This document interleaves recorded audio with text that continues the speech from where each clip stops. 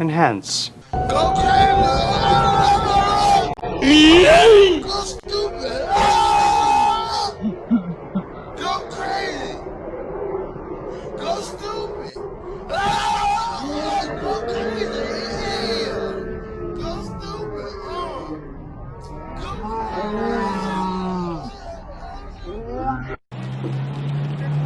It's raining up at 2. There was a high school chase. So I gotta take those.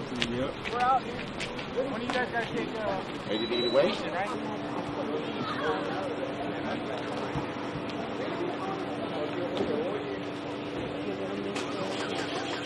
What is up, ladies and mushroom tips?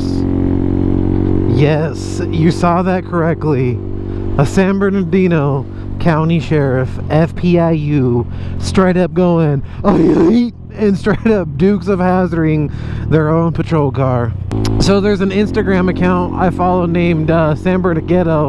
An awesome, probably out of anything I've ever seen San Bernardino related, it's so cool. You know, he's a dude that moved out here and made this account called San Bernardino, and this shows all the ghetto ass shit going around the city.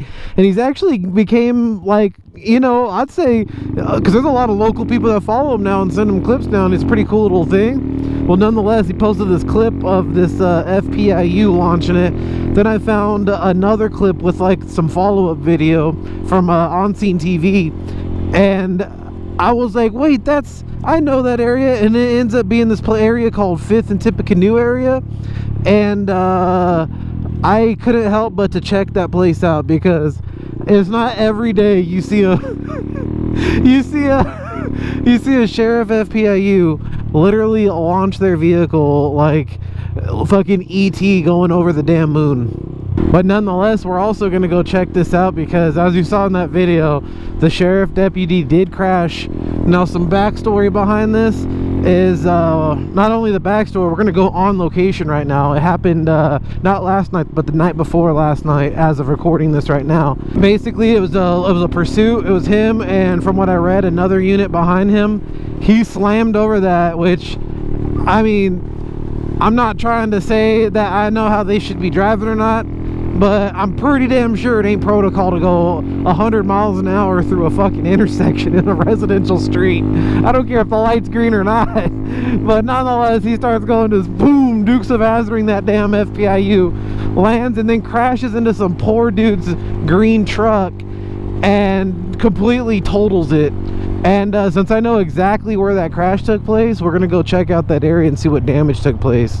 What sucks really bad, and me and my dad were talking on the phone after I sent him this video, and he mentioned to me what sucks is there was an incident prior. This has nothing to do with like a car necessarily going through anyone's house, but a shoplifter was running from the cops. I forgot what state this was. He ended up running in some dude's house, right?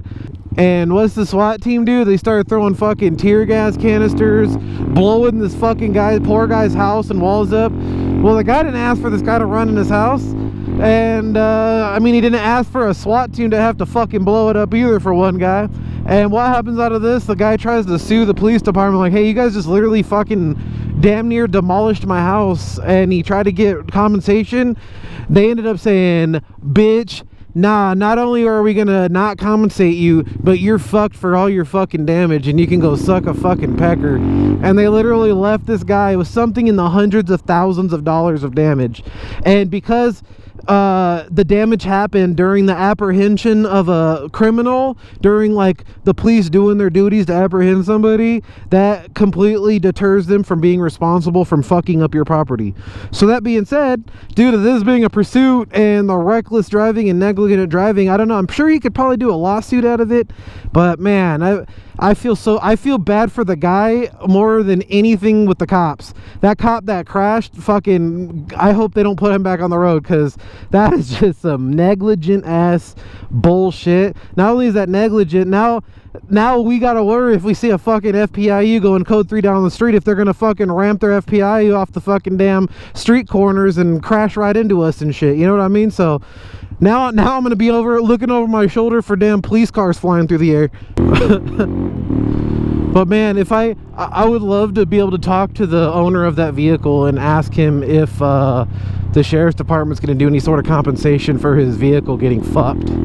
But no one was hurt, so that's why I'm kind of laughing at the officer's expense. He wasn't hurt off that, even though he was a fucking idiot to go through those little side streets. Once you see this side street, how small this is, see how there's dips in the road, and not only that, you work in the city, you probably understand what the fuck the roads are like around there.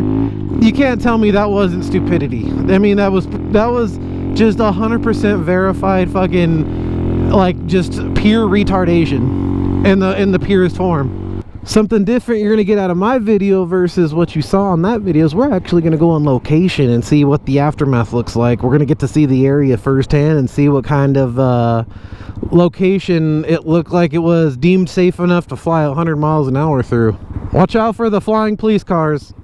Well, yeah, if you notice something a little different up here, we're trying out the Insta360 but with the 4K mod attachment, because these lenses detach from this little side piece and then also from this battery thing.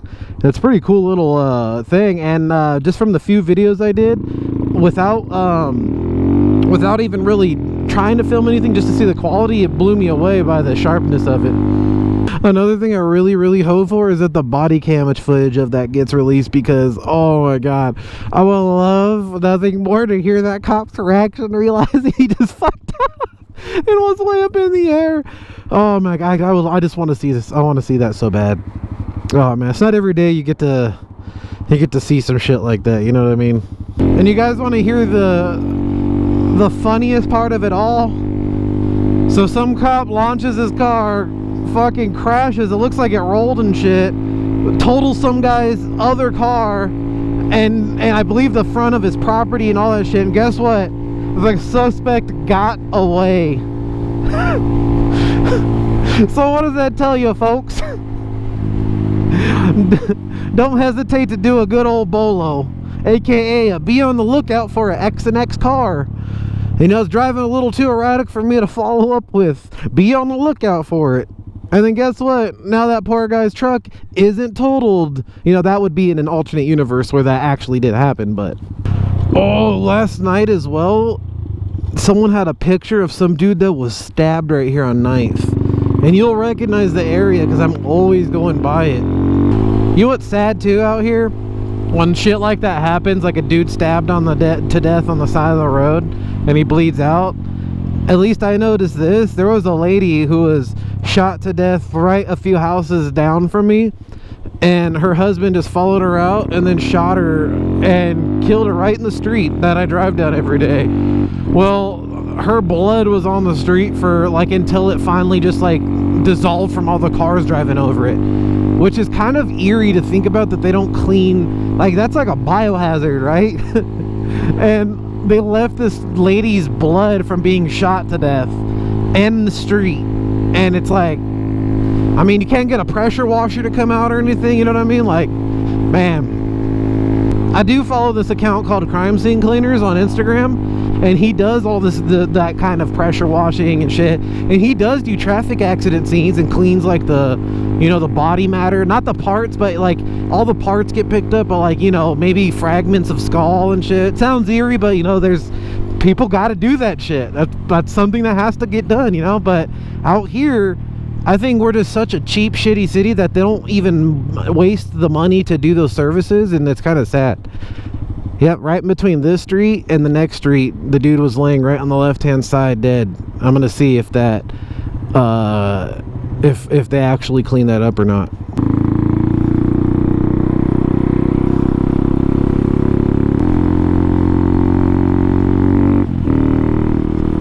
Oh, well, that's good. Maybe they cleaned it up because I didn't see it.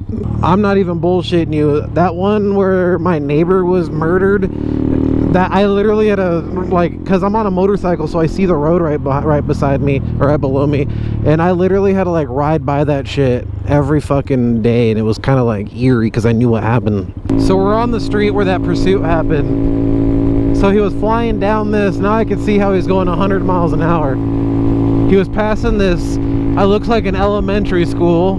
So he was flying about right here, and we're fastly approaching the area where he hit that intersection and bounced up.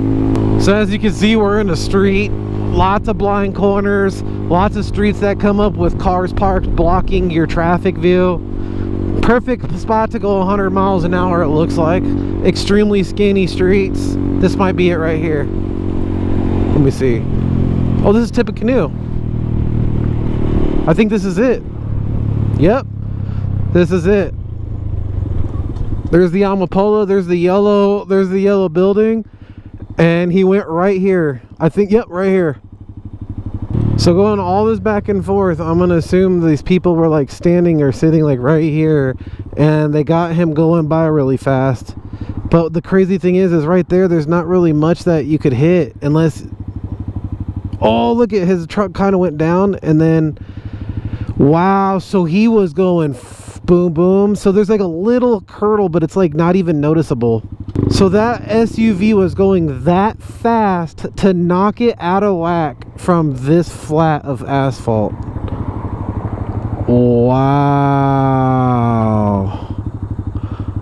So that is actually pretty, that means he might have been going faster than I even thought. Like probably like over 100. Wow. Wow, wow, wow. That's actually pretty crazy. So guys, I like to do some on location shit, you know what I mean? It's fun. It's fun to get an experience of a location where something happened, where you can kind of like, you know, see for yourself what the hell went down and what the environment's like. But yeah, I just wanted to share with y'all's that interesting little tidbit, because I'm sure unless you know you're local to me, you ain't gonna see that video. But I wanted to get the video, the footage, and the story behind it, and you know, share it with y'all, and maybe you guys can have a little poke of a laugh at that, because man, I imagine him not, you know, he ain't gonna hear the end of that shit.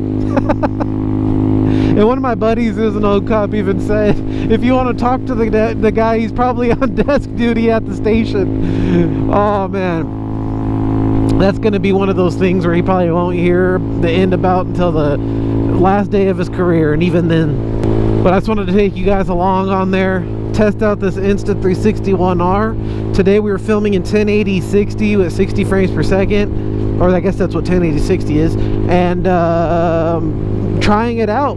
There's more modes. There's a 360 cam feature we're going to try out. I have plans to do a 360 vlog in the near future here, and once I get everything done and filmed and get my initial synopsis from my actual use of it, I'll try to get a little video done with her, like a review style video.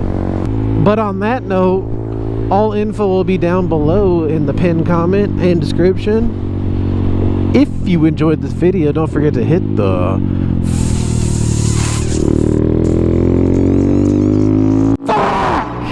out of that like button, and you guys have a real good day. I'll see you guys later.